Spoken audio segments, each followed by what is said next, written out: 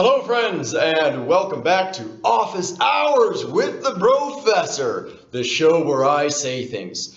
Today we'll be delving into something a little more sinister, the dark side of the Shang Dynasty, and how.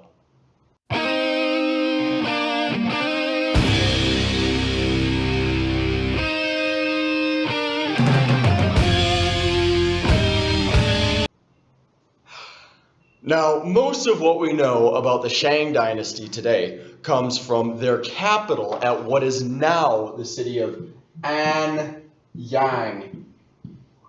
which is in Henan province.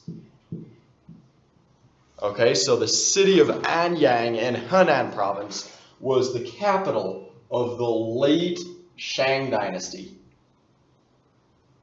And if here's our China, Anyang would be somewhere in here, okay?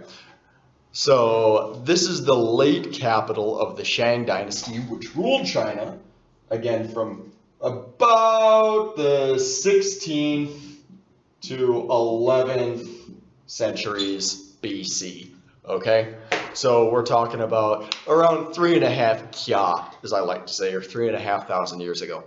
Now, this move to Anyang, okay, which would have happened sometime around the 13th or 14th century BC. This move to Anyang represented the apogee of Shang Dynasty's power. And this was a civilization that finally had all the trappings of a historical Chinese dynasty. They had ritual, they had social stratification, they had urbanization, and they had the written word. Now, all this talk about the cool stuff from the Shang Dynasty, it might lead one to think that it was a pretty cool time to be around, or even a desirable time to be around. It wasn't. Don't be fooled. It was not a cool time to be around.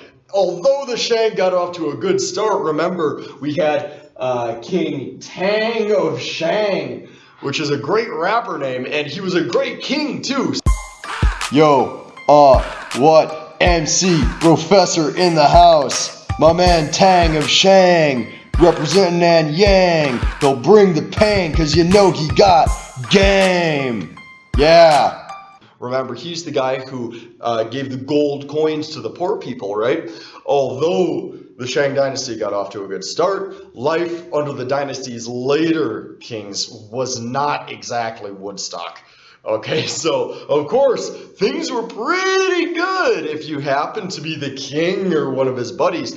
But for the other 99% of the population, life was pretty rough. For one thing, and this is probably the biggest thorn in the side of anyone who is not part of the aristocracy, for one thing, the Shang upper crust seems to have been very, very keen on ritual human sacrifice. So let's write that down. Human sacrifice. And we're talking about like Aztec scale, like hundreds of people being buried alive with their kings at a time. I mean, just terrible. Absolutely awful. This, for example, was found in the tomb of Queen Fu Hao, who we just talked about in our last video. This is a human head that, I kid you not, had been ritually steam cooked inside of a bronze urn. What kind of a sicko comes up with something like that? Just nightmarish. And sacrificed and decapitated skeletons in the hundreds, like I say, have been excavated from Shang royal tombs. And it leads us to the conclusion that life was cheap to the Shang aristocracy, and the commoners would have been little more than livestock or like cattle or fuel to feed to the twin engines of food production and ritual. I mean, absolutely terrible, some of the things that were done to people. And I mean, in part 5, I showed you a picture of an extremely disturbing Shang Dynasty accent. Now, just in case you haven't had any good nightmares, let's take a look at that thing one more time. I sought enlightenment, but found only damnation.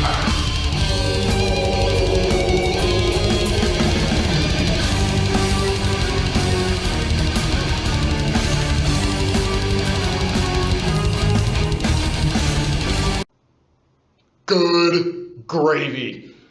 That looks like something like out of a D&D campaign run by Tim Burton. Good night. Whoever made that thing needs therapy.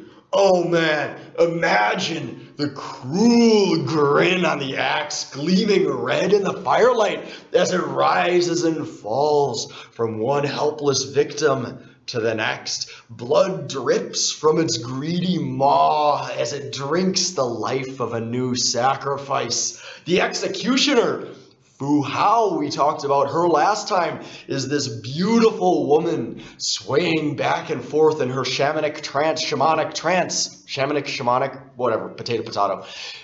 Her hands are purple with gore, and she kneels before a fire, and she's maybe shamanizing and scratching these arcane sigils onto a bone. And 3,000 years later, that very bone is held again in human hands, and the mysterious carvings thereon read once more. Now the blood is gone, but the innocent bones filling the Shang royal tombs remain, and they cry out to us over the chasm of history at the cruelty of their fate. And though in this life their suffering went unrewarded, we can hope that in the hereafter they have found rest. So the Shang Dynasty was not a super cool time to not be an upper crust. Well, actually, really, any historical time period was not a cool time to not be in the upper crust, but especially the Shang Dynasty. We have human sacrifice, we have axes with these monster faces, and this beautiful but deadly, like, axe-wielding war queen. And to top it all off, what do they write on? Freaking bones. They write on bones. Like, that sounds like something out of a fantasy novel, but this is actual history.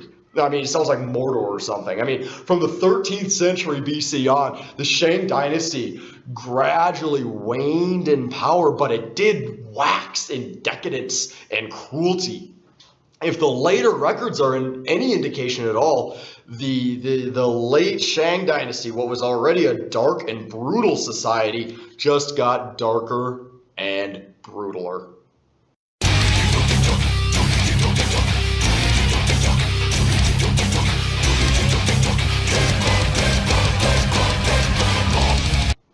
So the Shang Dynasty, or at least the late portion of it, became something less in line with splendorous ancient civilization and more in line with Dark Eldar from Warhammer 40k. So to any of you guys who have time machines and you're planning a trip back to the Shang Dynasty, I would really rethink that. But, you know, of course, the eventual fate of all tyrannical regimes is to fall sooner or later, and the Shang were no exception. So next time we'll be talking about the collapse of the Shang in the 11th century BC.